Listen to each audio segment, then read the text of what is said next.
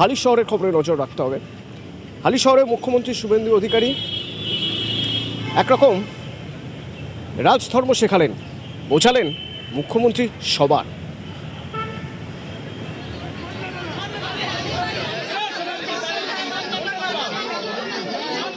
আপনি 15 বছরে 315 জন বিজেপি কর্মীকে খুন করেছেন। এর সাথে অভয়ার মতো ইনসিডেন্ট অসংখ্য। আপনি কোথাও একবারও কোনো আপনার অপোজিট থটের লোকের বাড়িতে গিয়ে সহানুভূতি দেখিয়েছেন এ উদাহরণ নেই। আপনার সময়ে রাজবংশী যুবক মৃত্যুঞ্জয় বর্মনকে এএসআই মোয়াজ্জেম হোসেন কালিয়াগঞ্জে মাঝরাতে বুকে গুলি করে খুন করেছে। আপনি মৃত্যুঞ্জয় বর্মনের পরিবারের পাশে দাঁড়াননি, কিন্তু আপনার দলের কর্মী এবং আপনার দলের কর্মী স্ত্রী, যিনি তৃণমূল কংগ্রেসের এখানকার কাউন্সিলর, তার বাড়িতে রাজ্যের মুখ্যমন্ত্রী হাই লেভেল টিম নিয়ে এসে পরিবার যা যা চেয়েছে প্রাথমিকভাবে সেটা পূরণ করার মধ্য দিয়ে একটা মুখ্যমন্ত্রীর শুধু দলের নয় রাজ্যের, এটা আপনাকে আমি বুঝিয়ে দিয়ে গেলাম, শিখিয়ে দিয়ে গেলাম। যেটা আপনি করতে পারেননি সেটা শুভেন্দু অধিকারী করার চেষ্টা করলেন। সরাসরি সান্নিক আছে আমার সঙ্গে। সান্নিক, মুখ্যমন্ত্রী সবার রাজধর্ম পালন করাই তো প্রশাসনিক প্রধানের কাজ, কিন্তু শুভেন্দু অধিকারীকে আজ এই কথাগুলো বলতে হচ্ছে কেন? আমাকে ব্যাকগ্রাউন্ডে যদি একটু বলেন।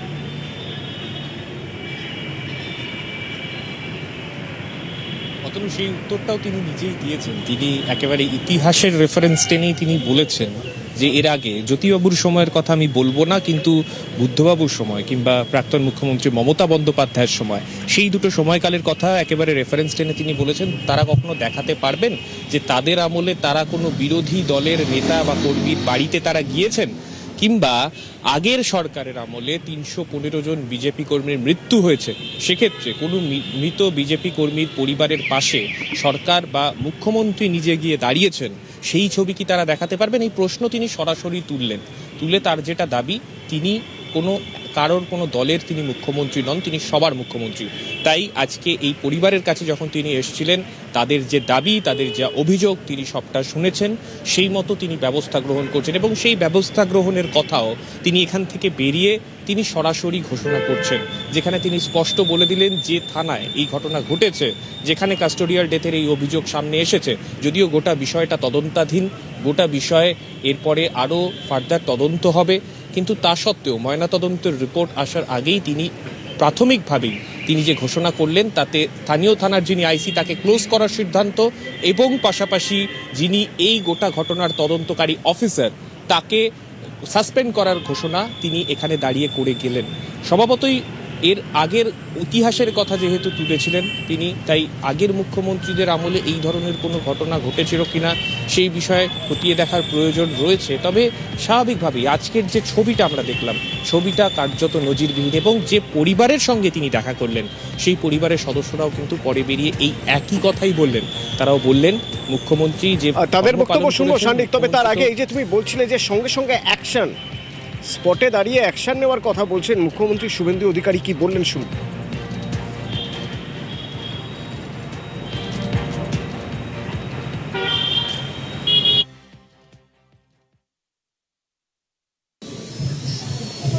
যে পুলিশের লকআপে বা হেফাজতে মারা গেছে, এটা তো দিনের আলোর মতো সত্যি।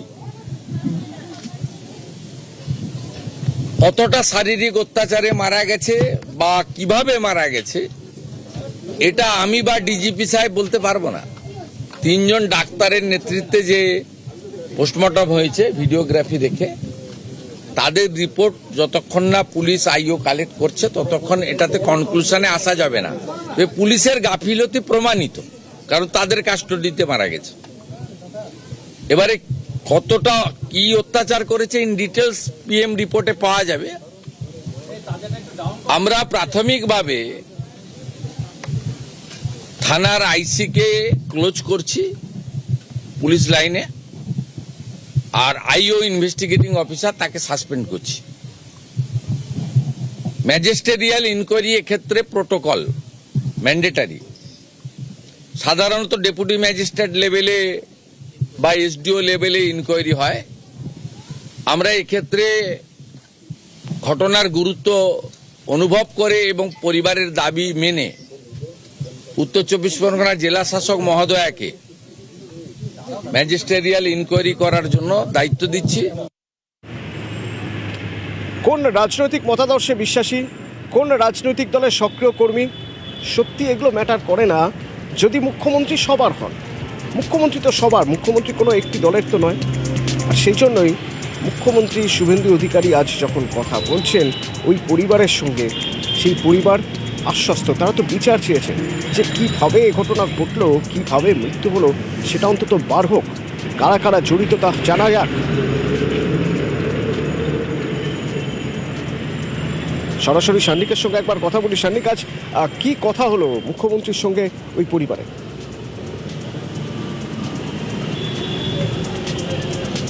দেখো, আজকে আমরা যে ছবি দেখলাম, মুখ্যমন্ত্রী 10:30টার কিছু সময় পরে তিনি বাড়িতে ঢুকলেন বিরজু কায়েতের, এবং সেই বাড়িতে বিরজু কায়েতের বাড়িতে ঢোকার কিছুক্ষণ পরে তিনি যখন বেরোলেন, বেরিয়ে তিনি ডিজি এবং যিনি ব্যারাকপুর পুলিশ কমিশনারেটের পুলিশ কমিশনার তাদের সঙ্গে কথা বলে ব্যবস্থা গ্রহণের কথা আমাদেরকে জানালেন। এরই মধ্যে পরিবারের সঙ্গে তার কি কথা হয়েছে এই প্রসঙ্গে তিনি বললেন যে পরিবারের তরফে মূলত দুটি দাবি জানানো হয়েছিল। এক, এই গোটা ঘটনার একটা স্বচ্ছ তদন্ত হোক, তারা তেমনটা চেয়েছিলেন, এবং সেই বিষয়ে মুখ্যমন্ত্রীর আশ্বাস যে এই গোটা বিষয়ে যেমন নির্দেশ রয়েছে সুপ্রিম কোর্টের, সেই সমস্ত নির্দেশ মেনে যেভাবে এই ধরনের ঘটনার ক্ষেত্রে তদন্ত করার প্রয়োজন সেইভাবেই ম্যাজিস্ট্রেট লেভেলের তদন্ত হবে এবং জেলা শাসকের নেতৃত্বে এই তদন্ত প্রক্রিয়া হবে। তার নোটিফিকেশন আজকে বিকেলের মধ্যেই রাজ্যের মুখ্য সচিবের তরফে নোটিফিকেশন জারি করে দেওয়া হবে, তেমনটা তিনি একদিকে যেমন জানালেন। পাশাপাশি যে দ্বিতীয় দাবি তাদের তরফে করা হয়েছিল, এই পরিবারের একমাত্র আর্নিং মেম্বার ছিল এই বিরজু, তাই তার মৃত্যু স্বভাবতই এই পরিবারকে একটা আর্থিক সংকটের মুখে ফেলেছে। তাই সেই ক্ষেত্রে যাতে নতুন করে তাদের একটা অন্য সংস্থানের কোনো ব্যবস্থা হয়, সেই আবেদন তারা মুখ্যমন্ত্রীর কাছে রেখেছিলেন, এবং মুখ্যমন্ত্রী সেইখানেও নিজের কোটা থেকে তার অ্যাটেন্ডেন্টের যে চাকরি, সেই চাকরির তিনি ব্যবস্থা করছেন, যেটা বছর খানেকের মধ্যেই একটি গ্রুপ ডির চাকরির সেটা পরিণত হবে, এবং সেই চাকরি তিনি দিয়ে দিচ্ছেন এই পরিবারের বিরজুর স্ত্রীকে, তেমনটাই তিনি ঘোষণা করলেন।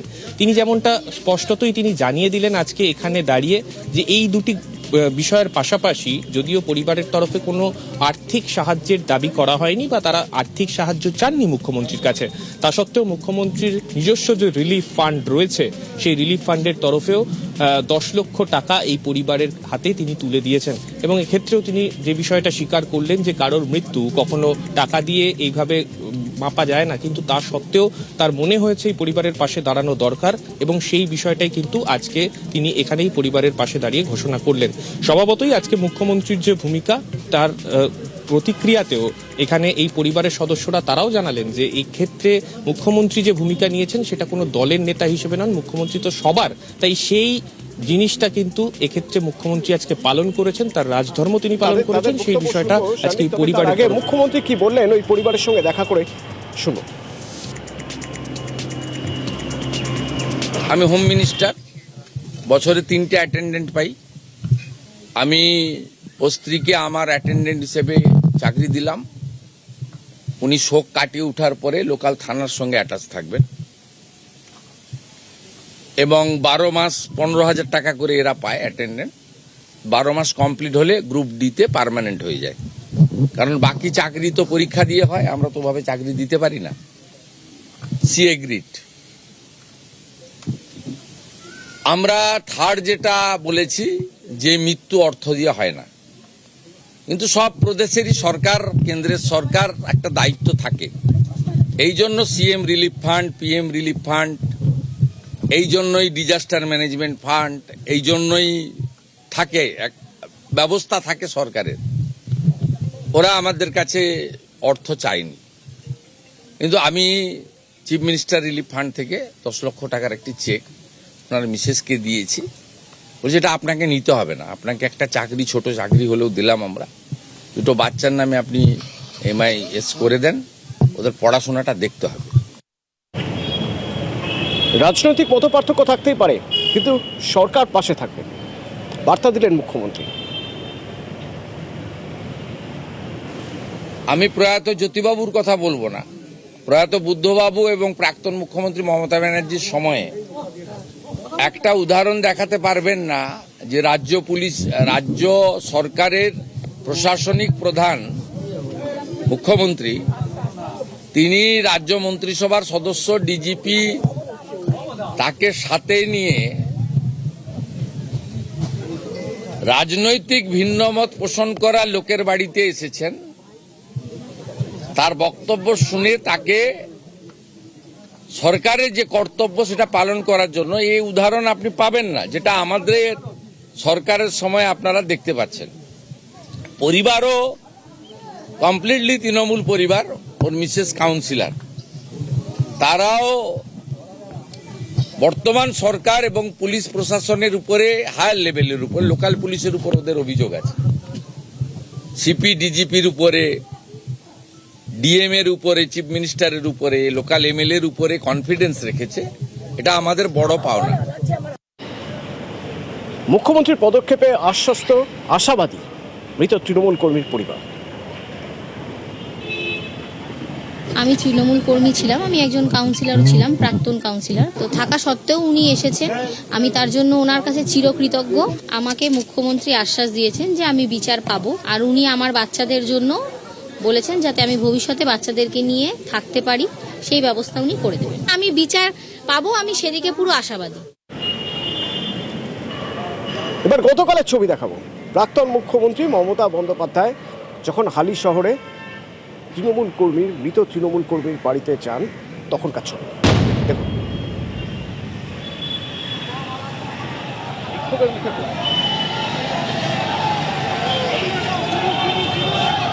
অভিযোগ করে স্থানীয়রা তার গাড়িতে জুতো, কাদা, চোর স্লোগান তাকে উদ্দেশ্য করে। মমতা বন্দ্যোপাধ্যায় অভিযোগ করেন তাকে মারার চক্রান্ত হয়েছিল।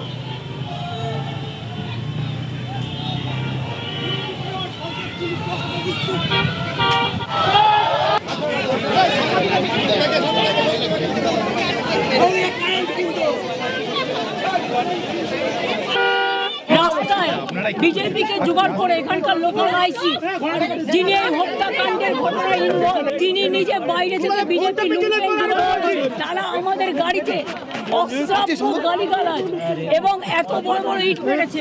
माथा फट जाता, हम लोग सब मर जाता। নিন্দা করছি, ধিক্কার জানাচ্ছি।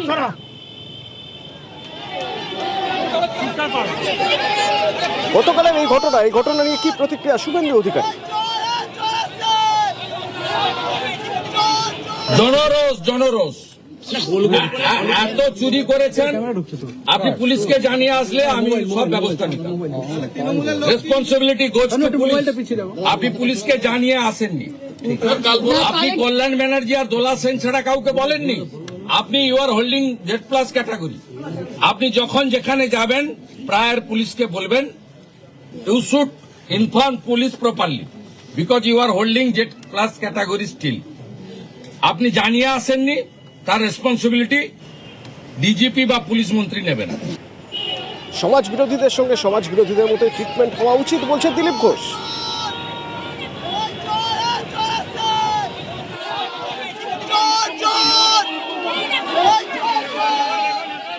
আমি তো ইট খেয়েছি, আমার গায়ে এখনো দাগ আছে, আমার গাড়ি কতবার ভেঙেছে, আমরা তো সহ্য করে এসেছি। সেখানে যারা হায়তোবা করছে তারা হচ্ছে সবচেয়ে বড় ক্রিমিনাল, যারা টিএমসির অত্যাচার নিয়ে কোনোদিন মুখ খোলেনি, কাপুরুষের দল।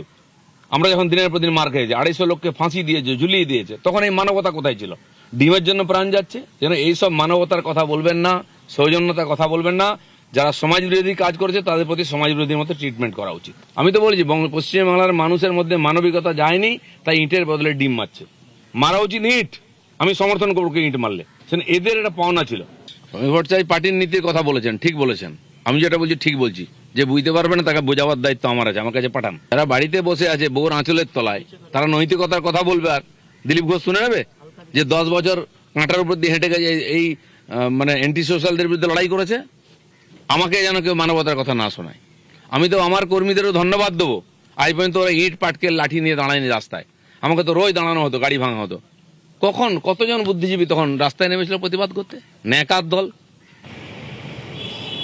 হালি শহরে প্রাক্তন মুখ্যমন্ত্রী মমতা বন্দ্যোপাধ্যায়ের গাড়িতে কাদা ছোড়া হলো, জুতো ছোড়া হলো, তা নিয়ে বিজেপি কি বলছে? বিজেপি বলছে যে মমতা বন্দ্যোপাধ্যায় যখন মুখ্যমন্ত্রী ছিলেন সে সময় কি হতো, তখন তো এক এক করে বিজেপি কর্মীদের ধরে ধরে মারা হতো। সিনিয়র পুলিশ ডিসির নেতৃত্বে পুলিশরা তাকে প্রপারলি সাপোর্ট দিয়েছে। পুলিশ তো এত বড় অ্যারেঞ্জমেন্ট করেছে দেখলাম, যেটা তো উনার পাওয়া, উনি এখন ওই ক্যাটাগরিতে পড়েন কিনা সন্দেহ আছে।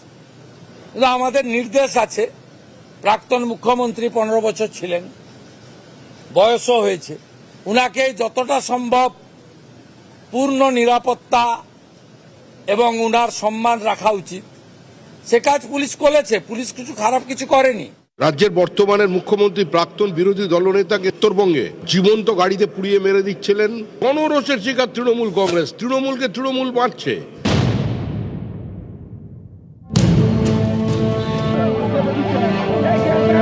আজ যিনি মুখ্যমন্ত্রী, কদিন আগে তিনি রাজ্যের বিরোধী দলনেতা ছিলেন। কোথাও গেলেই বাধার মুখে পড়তে হতো তাঁকে। 2024 ফেব্রুয়ারি সন্দেশখালীতে শাহজাহানের সন্ত্রাসের অভিযোগ। সন্দেশখালী যাওয়ার পথে রামপুরেই শুভেন্দু অধিকারীর কনভয় আটকে দেয় পুলিশ।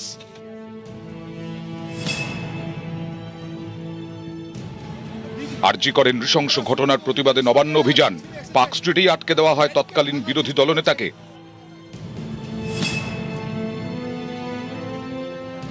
2022 গণধর্ষণ কাণ্ডের প্রতিবাদে নদিয়ার হাঁসখালি যাওয়ার পথে রানাঘাটেই আটকে দেওয়া হয়েছিল শুভেন্দু অধিকারীকে।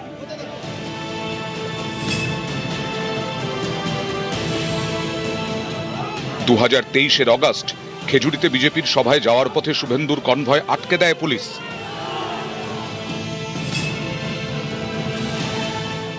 শুধু অভিযান নয়, রাজ্যপালের সঙ্গে দেখা করতে গিয়েও পুলিশি বাধার মুখে পড়তে হয়েছে শুভেন্দু অধিকারীকে। 2024 জুন ভোট পরবর্তী হিংসায় ভুক্তভোগীদের নিয়ে রাজ্যপাল সিভি আনন্দ বোসের সঙ্গে দেখা করতে যাচ্ছিলেন সে সময়ের বিরোধী দলনেতা। 144 ধারা রয়েছে, এই যুক্তিতে তাকে আটকে দেয় পুলিশ। বগডুই থেকে ভূপতিনগর তৃণমূল জামানায় এভাবেই বারবার পুলিশি বাধার মুখে পড়তে হয়েছে শুভেন্দু অধিকারীকে। এখানেই শেষ নয়, অনেক সময় তো সামান্য মিটিং মিছিল করার জন্য আদালতে যেতে হয়েছে তৎকালীন বিরোধী দলনেতাকে। আমাকে 104 বার হাইকোর্টে যেতে হয়েছে। আপনি অ্যাপ্লিকেশন করে দিয়ে কলকাতার রাস্তায় ভিক্টোরিয়ার সামনে ফিতা নিয়ে চলে যাবেন? কি মামার বাড়ি নাকি? ফিতা নিয়ে যাবেন মাপতে? কে অধিকার দিয়েছে আপনাকে? কে অধিকার দিয়েছে? পারমিশন প্রেয়ার করবেন, কোথায় দেবো বলে দেবো। আরে আপনাদের লোক প্রচুর প্রচুর লোক, লক্ষ লক্ষ লোক, 30 লাখ লোক হয়। 11 সালে তো ব্রিগেডে গেছিলেন, এবারেও চলুন না ব্রিগেডে যাই, দম আছে। রাজ্যের বর্তমানের মুখ্যমন্ত্রী প্রাক্তন বিরোধী দলনেতাকে উত্তরবঙ্গে জীবন্ত গাড়িতে পুড়িয়ে মেরে দিচ্ছিলেন। গণরোষের শিকার তৃণমূল কংগ্রেস, তৃণমূলকে তৃণমূল বাঁচছে। নিউজ 18 বাংলা। আপনি 15 বছরে 315 জন বিজেপি কর্মীকে খুন করেছেন। এর সাথে অভয়ার মতো ইনসিডেন্ট অসংখ্য। আপনি কোথাও একবারও কোনো আপনার অপোজিট থটের লোকের বাড়িতে গিয়ে সহানুভূতি দেখিয়েছেন এ উদাহরণ নেই। আপনার সময়ে রাজবংশী যুবক মৃত্যুঞ্জয় বর্মনকে এএসআই মোয়াজ্জেম হোসেন কালিয়াগঞ্জে মাঝরাতে বুকে গুলি করে খুন করেছে। আপনি মৃত্যুঞ্জয় বর্মনের পরিবারের পাশে দাঁড়াননি, কিন্তু আপনার দলের কর্মী এবং আপনার দলের কর্মী স্ত্রী, যিনি তৃণমূল কংগ্রেসের এখানকার কাউন্সিলর, তার বাড়িতে রাজ্যের মুখ্যমন্ত্রী হাই লেভেল টিম নিয়ে এসে পরিবার যা যা চেয়েছে প্রাথমিকভাবে সেটা পূরণ করার মধ্য দিয়ে একটা মুখ্যমন্ত্রীর শুধু দলের নয় রাজ্যের, এটা আপনাকে আমি বুঝিয়ে দিয়ে গেলাম, শিখিয়ে দিয়ে গেলাম। যেটা আপনি করতে পারেননি সেটা শুভেন্দু অধিকারী করার চেষ্টা করলেন।